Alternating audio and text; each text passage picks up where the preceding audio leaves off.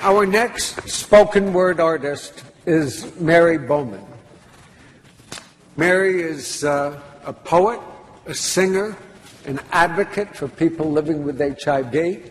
Let me turn the microphone over to Mary.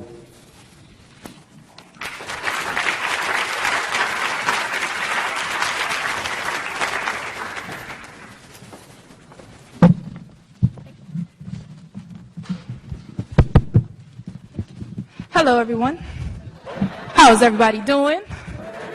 Good. All right, so make some noise if you ever been to a poetry reading before. Right, good. So you know this is not the part where you look at me with the dead stare and just waiting for me to entertain you. It's not that type of show.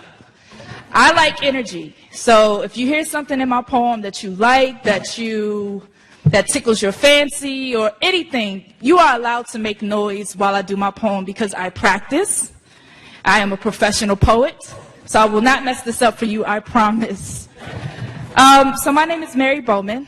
I am 26. Jesus. 26 years old, and I was born HIV positive, and a lot of the things that I do in my life is because of that, and also in tribute to my biological mother who passed away in 1992 from complications with AIDS. More stuff about what I do. I do poetry, of course. I sing. I have an album on iTunes and Google Play. I am an advocate for people living with HIV, if that wasn't obvious enough. I am also working currently at the Women's Collective, which is in D.C. It's an organization for women, ran by women, living with and at risk for HIV and AIDS. I am a policy and advocacy associate there. Yeah, that's clappable. So yeah, if you like me, please follow me. I see a rather young crowd here, so I'm sure you're on social media. Yes? All right.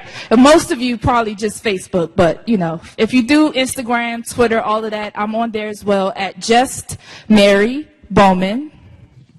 See some people, I need to give you time to write that down or whatever. See some people writing, getting out your phones. JustMaryBowman. That was great, right? All right, let me get into this poem. If you would like to support my art, I do have CDs available, physical copies of my project, and I also have sign-up sheet, order forms for my book, Lotus. It's a book which this poem is actually inside of. So if you would like to pre-order a book, my book, Lotus, please come see me, hug me, say hi. I like people, so talk to me or something.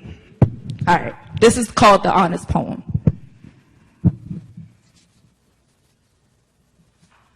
Honesty is sometimes the hardest thing to bring to the table when you're feeding souls who are sometimes unable to decipher real life. And sometimes I'm scared to admit that I still tend to miss doses. Because even though I write about it, I don't like to focus on the realities of living with HIV.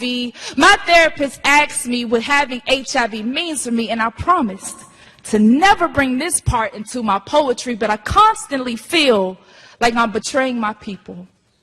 I can hear them scream, we're supposed to be equal, but you keep cheating, peeking through the peephole, ignoring the elephant knocking at your door, 26 years old, and that spot is still so sore. So here's my honest poem. Yes, sometimes I ignore my disease.